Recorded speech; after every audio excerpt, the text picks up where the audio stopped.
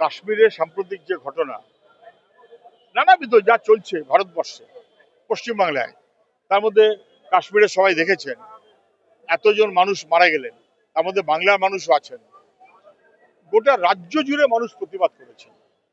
আজকে তার কারণে বিভিন্ন জায়গায় মিছিল করার পর বামফ্রন্ট কেন্দ্রীয়ভাবে আজকে কলকাতায় প্রতিবাদের মিছিল ডেকেছে।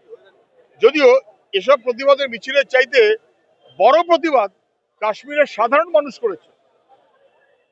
অভাবিত তারা যেভাবে কার্যত প্রায় বন্ধ পালন করেছে, তারা বুঝিয়ে দিয়েছে জঙ্গি গোষ্ঠী অথবা রাজনীতির খেলোয়াড় যারা, তারা কেউ কাশ্মীরের মানুষের জন্য ভাবছে না অথবা মানুষের জন্য ভাবছে না। কাশ্মীরের মানুষ এই জঙ্গি কাণ্ডের বিরুদ্ধে রাস্তায় নেমেছে। প্রত্যাঘাত ভারত নিশ্চয়ই করছে, সরকার তাই সিদ্ধান্ত করেছে।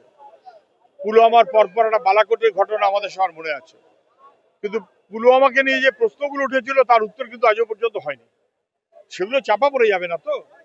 নিশ্চয়ই জঙ্গি তৎপরতার বিরুদ্ধে আমাদের রুখতেই হবে, এ নিয়ে কোনো সন্দেহ নেই। কেন রুখতে পারলো না? কেন নিরাপত্তা ফেল করলো? কেন এতগুলো নিরীহ মানুষের প্রাণ গেল, পর্যটকদের প্রাণ গেল? তাহলে প্রধানমন্ত্রী কাশ্মীর নিয়ে যা বলছিলেন সেগুলো বাতুলতা বলে মনে হচ্ছে। কেন সেটা হলো? এই প্রশ্নের উত্তরটা তো দিতে হবে। সেই প্রশ্নের উত্তর দেওয়ার চাইতে বিহারের নির্বাচনের প্রচার এবং সেখানে বাকি যা কাণ্ড কারখানা, সেটা যদি পছন্দ বেশি হয়ে যায় তাহলে মানুষের নিরাপত্তাহীনতা কিন্তু আরো বাড়বে।